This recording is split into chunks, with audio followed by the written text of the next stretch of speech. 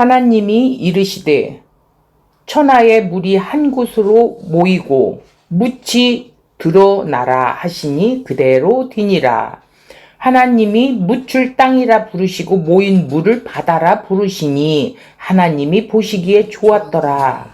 하나님이 이르시되 땅은 풀과 씨 맺는 채소와 각기 종류대로 씨 가진 열매 맺는 나무를 내라 하시니 그대로 되어 땅이 풀과 각기 종류대로 씨 맺는 채소와 각기 종류대로 씨 가진 열매 맺는 나무를 내니 하나님이 보시기에 좋았더라.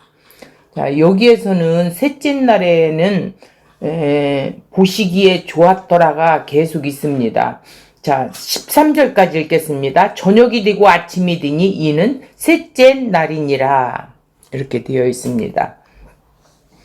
11절에는 내라 하니까 12절에는 내니 이렇게 말씀을 하고 있어요. 자, 원고로 한번 돌아가 볼게요.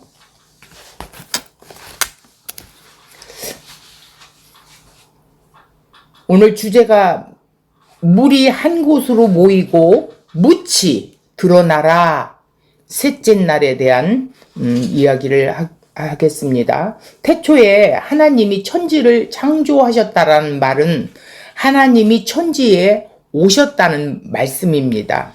하나님은 창조주이십니다. 창조라는 말은 하나님의 일하심을 뜻하고 있어요. 그러니 하나님이 하시는 일은 모두가 창조에 속한 일이지요. 하나님이 역사 속에서 하시는 일이 무엇인가요? 그것은 창세전 언약에 잘 나타나 있습니다. 바로 자기 백성들을 죄에서 구원하는 일이라는 것입니다. 성경을 딱 열면 첫 마디가 어떻게 나오느냐? 태초에 하나님이 천지를 창조하셨다라고 합니다. 하나님이 역사 속에서 펼치는 일이 자기 백성을 구원하는 일이라는 것이죠. 이 말은 창조와 구원은 같다는 말로 영적인 의미로는 창조와 구원은 동의어다. 이렇게 봐야 되겠어요.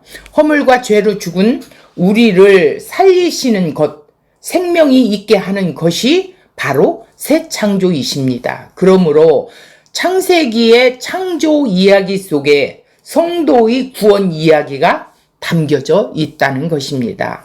요한복음 5장 39절을 볼까요? 이 성경은 곧 내게 대하여 증언하는 것이니라. 누구에 대해서? 바로 창조 이야기도 예수 그리스도에 대한 이야기라는 거예요. 성경 전체가 예수 그리스도께서 자기 백성을 구원하는 것을 말해줌으로써 창조 이야기도 구속사가 되는 것이에요. 예수님을 일컬어 뭐라고 말하냐면 전에도 계시고 이제도 계시고 장차 오실 자라고 이렇게 말합니다. 이는 예수님은 항상 계시는 분이라는 뜻으로 영원하신 하나님이시라는 것이죠. 영생하시는 하나님을 왜 과거, 현재, 미래라는 역사의 시간 속에 계시는 분으로 말하고 있을까요?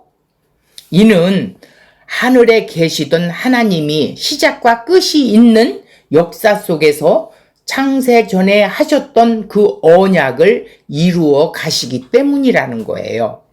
그래서 구원의 서정을 보면 과거, 현재, 미래 3시제로 되어 있지요. 구원을 받았다, 구원을 이루라, 구원을 이룰 것이다 라고 이렇게 말하고 있어요. 그래서 우리가 이 세 가지 시제를 좀 알고 넘어가야겠습니다. 과거 시제를 한번 볼게요. 이미 어린 양의 피로 출애굽한 구원을 말하고 있어요.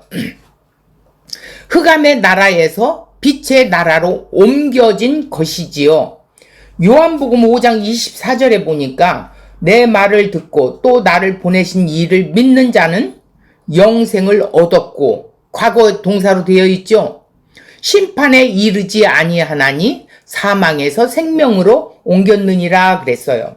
골로새서 1장 13절도 보면 그가 우리를 흑암의 권세에서 건져내사 그의 사랑의 아들의 나라로 옮기셨으니, 이것도 과거 시제죠. 에베소서 2장 8절 너희가 그 은혜를 인하여 믿음으로 말미암아 구원을 얻었나니, 이거 역시 과거 동사예요. 이것이 너희에게 난 것이 아니요 하나님의 선물이라, 이렇게 말씀했습니다. 영생을 얻었고 사망에서 생명으로 옮겨졌느니라, 이렇게 했어요. 아들의 나라로 옮겨졌으니 구원을 얻었나니, 과거 시제로 이미 끝난 이야기, 즉 완성되었다라는 것이지요. 자, 그러면 현재 시제로는 한번 보겠습니다.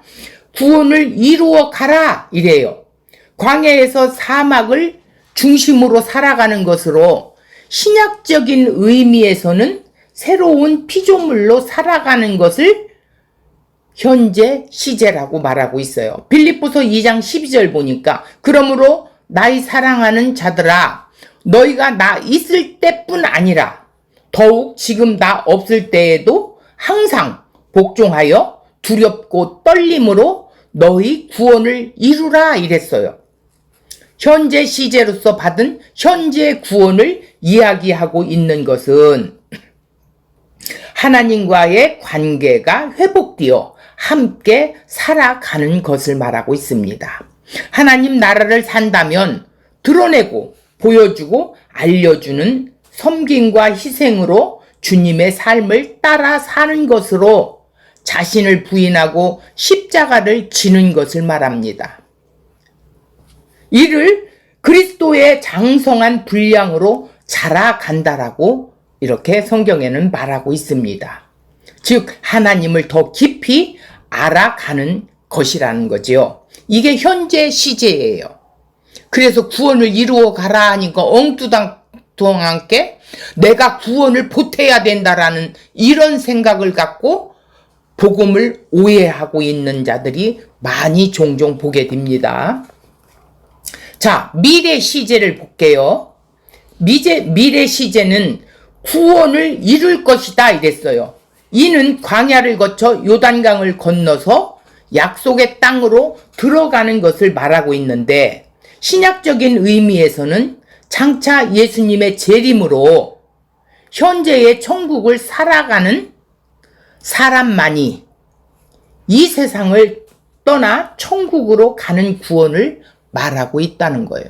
이 세상에서 천국을 살아가지 못하는 자는 예수님의 재림의 때도 들어갈 수가 없지요. 마태복음 24장 13절 그러나 끝까지 견디는 자는 구원을 얻으리라 이랬어요. 로마서 5장 10절 그 아들의 죽으심으로 말미암아 하나님으로 더불어 화목되었은즉 화목된 자로서는 더욱 그의 살으심을 인하여 구원을 얻을 것이니라 이랬어. 구원을 얻으리라, 구원을 얻을 것이라. 이것은 장차 이루어지는 미래 시제로서 예수님의 재림으로 이루어지는 구원을 말하고 있습니다.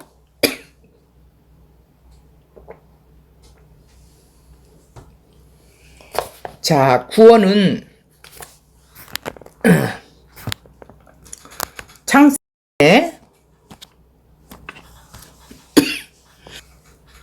자, 구원은 창세 전에 이미 예정된 것입니다. 확정적인 것이에요. 그런 의미에서 구원은 끝이 난 것이지요. 하지만 시작과 끝이 있는 역사 속에서는 이미와 아직이 있습니다. 이미 주어졌지만 아직 남아있다는 뜻이에요. 그래서 구원을 얻었다, 구원을 이루라, 구원을 이룰 것이라 라고 말하는 것이에요. 자, 창조의 모습은 세 구분으로서 첫 번째 부분은 뭐냐면 첫째 날에서 셋째 날까지 갈라짐을 당하는 일을 하고 계세요. 두 번째 부분은 셋째 날에서 여섯째 날까지 채우심을 하고 있어요. 세 번째 부분은 뭐냐? 모든 것을 다 이루신 후에 일곱째 날에 안식하는 것입니다. 갈라짐과 채우심과 안식이 주어진다는 것으로 이렇게 말하고 있습니다. 이것을 구약 이스라엘의 구원을 보면 세 부분으로 이루어져 있어요.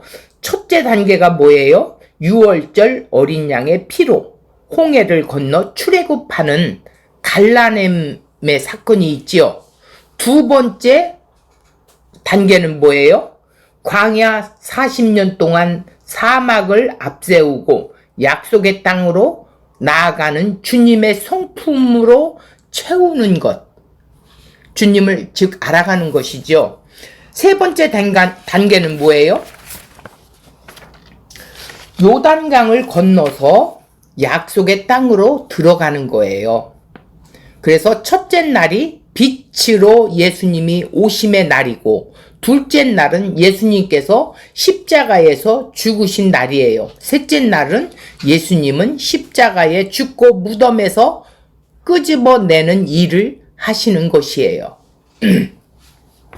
이렇게 우리가 보면 되겠습니다. 그러면 소주제를 한번 볼까요?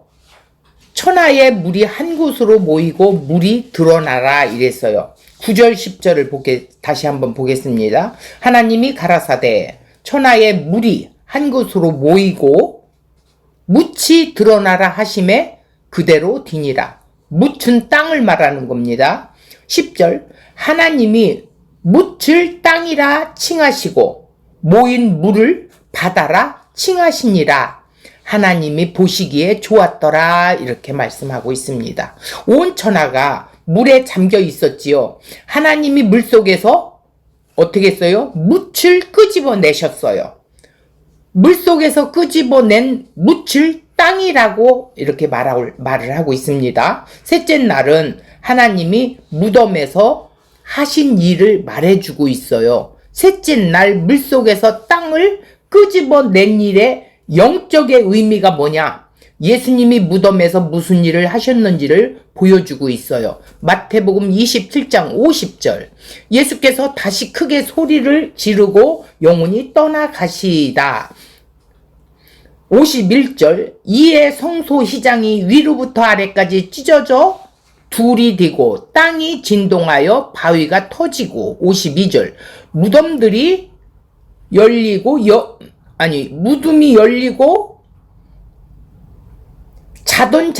자던 성도의 몸이 많이 일어나되 이렇게 되어 있습니다. 예수께서 십자가에서 죽으십니다. 그러자 성소의 휘장이 위로부터 아래로 찢어집니다. 그리고 땅이 진동하고 바위가 터지고 무덤들이 열리며 자던 성도들의 몸이 깨어나게 됩니다. 예수님이 부활하신 후에 저희가 무덤에서 나와서 거룩한 성으로 들어갑니다. 성소의 휘장이란 뭐예요? 성막의 성소와 지성소를 가로막고 있는 커튼을 말하고 있는데 성소는 땅을 말하고 지성소는 하늘을 상징하고 있어요. 휘장이 찢어짐으로 하늘로 가는 길이 열린 거예요. 예수님의 그 죽으심의 동시 휘장이 찢어졌다라는 건 하나님과 땅이 이제 하늘과 땅이 길이 열린 거라는 거죠. 히브리서 기자는 뭐라고 말을 했냐면 예수님의 몸을 휘장이라고 말했어요. 예수님의 십자가에 하늘로 가는 길을 여신 거라는 거지요. 그래서 예수님은 나는 길이요 진리요 생명이라고 하신 것입니다. 예수님이 아버지께로 나가는 길이라는 것이지요. 예수 그리스도로 말미암지 않고서는 아버지께로 갈 자가 아무도 없습니다. 그래서 예수님이 십자가에서 죽으신 것을 새롭게 산 길을 만드신 거라는 거죠. 생명의 길을 말하는 것이에요. 예수님이 십자가에 죽으시자 땅이 진동하고 바위가 터지고 무덤이 열린 것은 사망 권세가 깨어진 것을 의미하는 거예요. 즉 뱀의 머리를 깨트린 것이지요. 사단의 머리를 짓밟은 거라는 거예요. 그리고 자던 성도들이 깨어난 것은 구약의 성도의 부활을 의미하고 있어요. 그러니까 예수님이 무덤에 들어가신 것은 구약의 성도들을 무덤에서 빼내기 위함을 말하고 있어요. 예수님이 오시기 전까지 사람이 죽으면 소울에 가 있어요. 구약에서는 신자나 불신자나 죽으면 다 함께 수울, 즉 무덤에 들어가 있습니다. 예수님이 올 때까지 그 무덤에서 기다려야 돼요. 왜냐하면 무덤 문은 예수님만이 열 수가 있기 때문이에요. 그리고 예수님이 오셔야만 하늘 백성과 땅의 백성으로 갈라지게 된다라는 거예요. 이를 심판이라고 말하는데 예수님의 초림은 구약의 심판을 말하고 있습니다. 구약의 성도들은 예수님이 오실 때까지 무덤에서 대기하고 있는 거지요. 예수님이 올 때를 기다리고 있어요. 왜냐하면 천국의 문을 예수님에 의해서 열려지기 때문이라는 거예요. 구약의 성도들도 예수님의 피 흘리심으로 구원을 받아야 하기 때문입니다. 그러므로 예수님이 십자가에서 죽기 전에 무덤에 가두어져 있어야 하는 것이지요. 무덤 문은 예수님이 죽어야 열리게 된다는 것입니다. 하나님은 창세전에 짐승의 제사가 아닌 예수 그리스도의 몸으로 드려지는 제사로 자기 백성들의 죄가 사해지는 것으로 예정하신 거예요. 그래서 구약의 짐승으로 드려지는 제사는 죄사함을 주는 것이 아니고 바로 뭐냐? 죄를 깨닫게 해주는 것이라고 말하고 있습니다.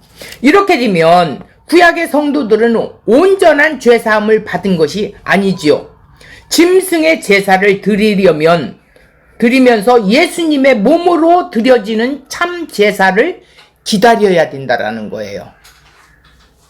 그러니 예수님의 십자가로 나타난 것이지요. 그래서 예수님이 십자가에서 죽자 무덤이 열리고 구약의 성도들이 죽음이라는 잠에서 깨어나게 된 것이라는 거예요.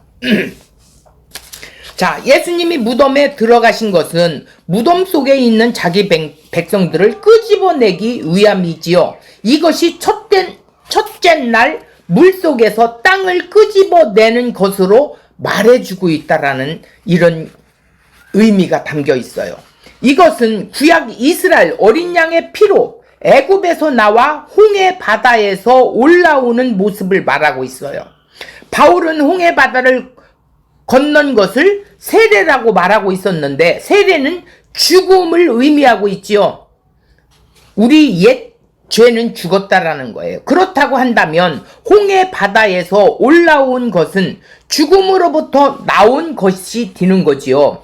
무덤에서 나온 것이나 동일한 것이에요. 이렇게 되면 구약 이스라엘 출애굽 과정에서 나타난 사건들은 모두가 장차 예수님께서 하신 일을 바로 예표하고 있는 것이 되는 거예요.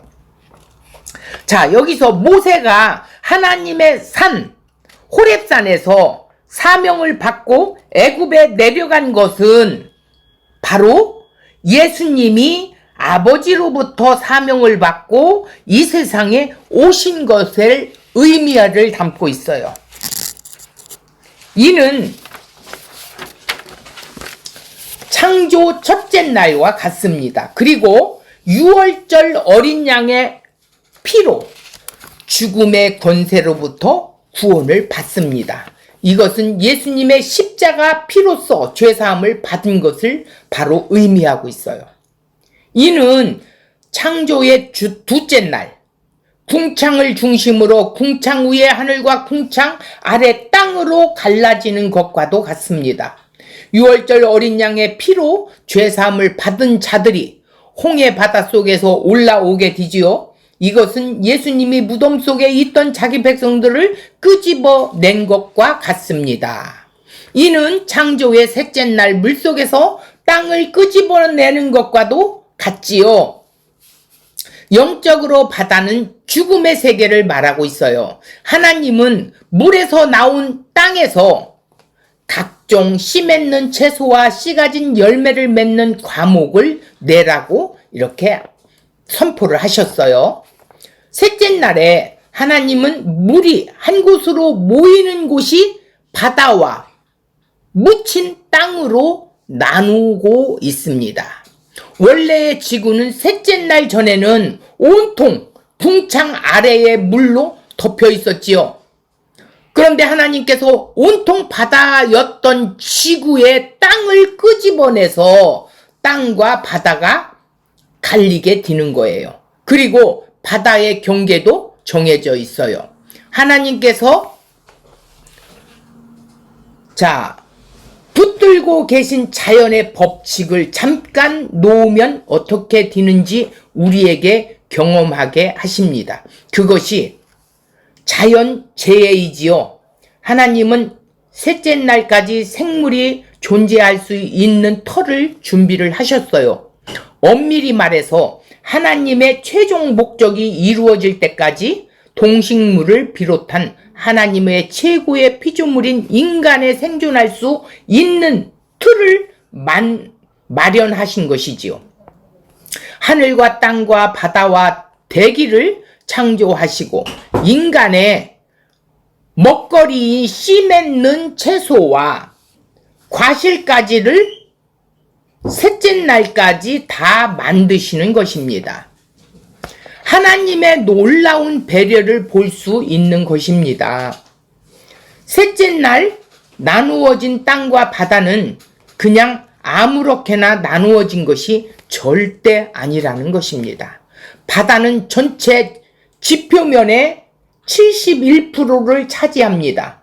그래서 바다와 땅의 비율은 태초부터 지금까지 정확하게 7대 3이라는 바다 7, 땅 3 이렇게 말하고 있습니다. 만일 바다의 비율이 조금이라도 줄어들거나 늘어나게 되면 어떻게 될까요? 땅은 온갖 과실과 열매를 전혀 맺을 수가 없게 돼요. 지금보다 바다의 비율이 늘어나게 되면 수증기가 지나치게 늘어나 지구는 온통 습지로 변하게 됩니다. 그렇다고 바다의 비율이 지금보다 줄어들게 되면 수증기의 양이 줄어들어 가뭄이 들어서 지구는 온통 사막으로 변하게 돼요. 이렇게 이 지구상에서 동식물이 잘 자라고 열매를 맺을 수 있는 바다와 땅의 정확한 비율이 7대 3을 말하고 있습니다. 그런데 그 비율이 창조 때부터 지금까지 정확하게 지키시고 계시는 거죠. 어떻게 그것이 변화되지 않고 지금까지 그렇게 유지되고 있을까요? 바로 하나님이 살아 계시다라는 증거를 말하고 있습니다. 이렇게 천지 만물을 들여다보면 곧 그 속에 하나님이 계시다는 것이 확실히 증명이 된다는 것입니다. 만일 하나님께서 이 비율을 조금만 건드셔도 지구는 곧 멸망하고 말아요. 그런데 벌써 이 비율이 깨지고 있어요. 말세의 징조가 나타나기 시작하지요. 지구온난화 현상으로 북극의 빙하가 녹으면서 바다가 차지하는 지표면의 비율이 점점 늘어나고 있어요. 지구가 태양빛을 받아서 10%를 저장하고 90%를 적외선으로 방출을 합니다. 그런데 탄산가스층이 지구를 덮으면서 적외선이 대기권 안에 자꾸 갇혀버리면 그런 갇혀버리는 현상이 온난화의 현상이라는 거예요. 그 결과 빙하가 녹고 있고 바다의 지표면 점유 비율이 높아지면서 세계 각 곳곳에 홍수가 나고 있다는 것이죠. 어떤 지역에는 극심한 가뭄이 일어나고 있기도 하고요. 하나님은 태초에 우리 인간이 생존하기에 가장 적합한 양의 물을 바다로 주셨어요. 그리고 바다와 땅의 지표면 점유 비율도 정확하게 7대3으로 나누어 주신 겁니다. 이렇게 셋째 날에 생명체가 존재하는데 필요한 틀이 완성이 됩니다. 하나님은 이 틀이 완성되었다고 합니다. 보시기에 좋았더라. 셋째 날에는 2번이나 땅과 바다를 갈라내고 보시기에 좋았더라. 씨 맺는 채소와 씨 가진 열매 맺는 과목을 창조하시고 또 보시기에 좋았더라. 이렇게 말씀을 하셨어요. 바다와 땅은 둘째 날에 하신 것이고 거기에 동물과 인간의 먹거리인 식량인 풀과 씨 맺는 채소, 씨 맺는 채소의 곡물로 벼, 보리, 밀, 콩과 열매 맺는 과목은 둘 다 식량이죠. 그래서 씨 가진 열매 맺는 과목을 창조하신 후에 또다시 보시기에 좋았더라. 이렇게 말씀을 하신 거예요. 하나님은 인간이 존재할 수 있는 틀을 완성하시고 식량까지 준비하시고 셋째 날을 마감하시는 거예요. 땅과 바다를 나누시고 식량을 준비해 주신 것이지요.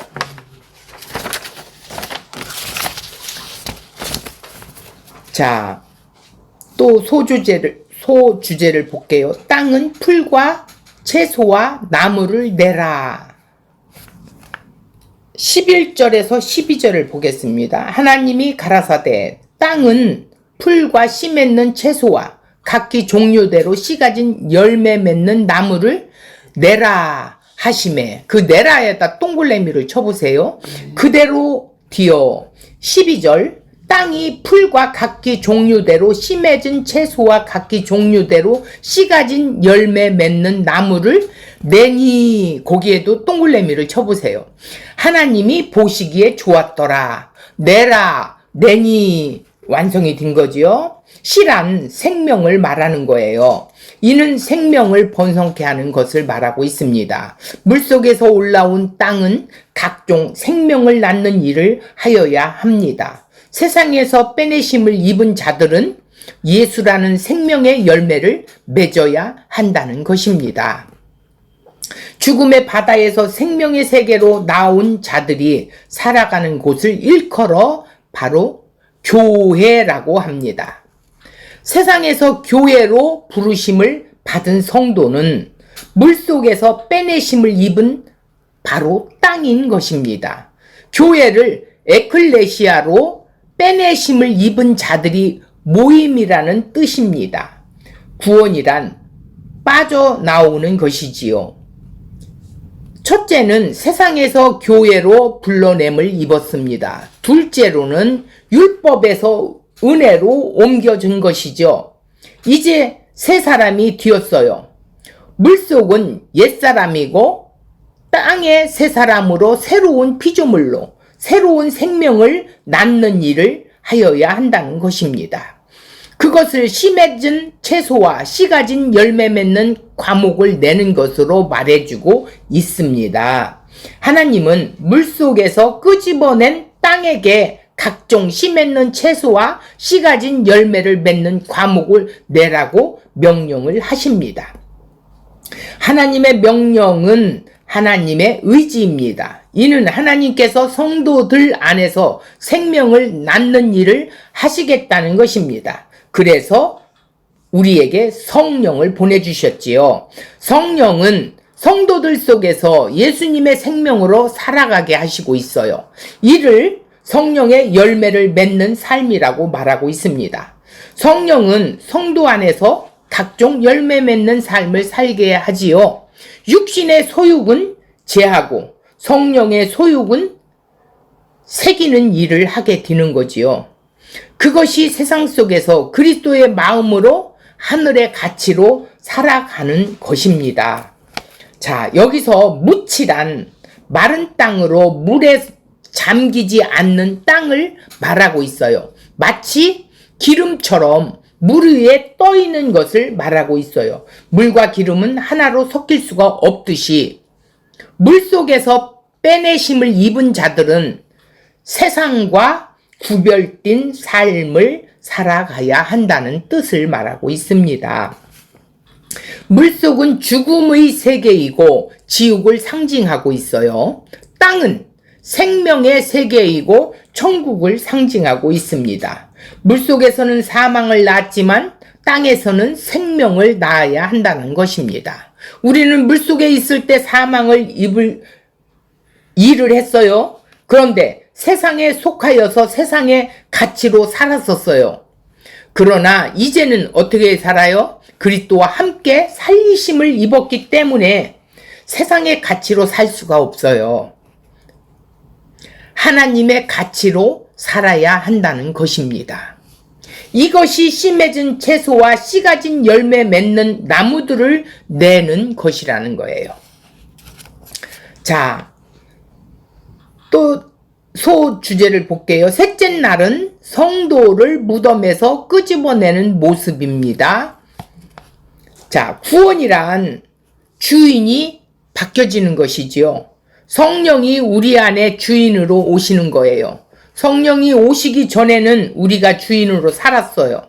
그런데 성령님이 오셔서 우리 몸은 우리의 것이 아니에요. 예수님의 것이라고 핏값으로 샀기 때문이에요. 왜 우리 몸을 사셨을까요? 우리 몸으로 창세전 언약을 이루기 위함이에요. 창세전 언약이 뭐라고 했나요? 그의 은혜의 영광을 찬미하는 것이라고 이렇게 말씀을 하였습니다.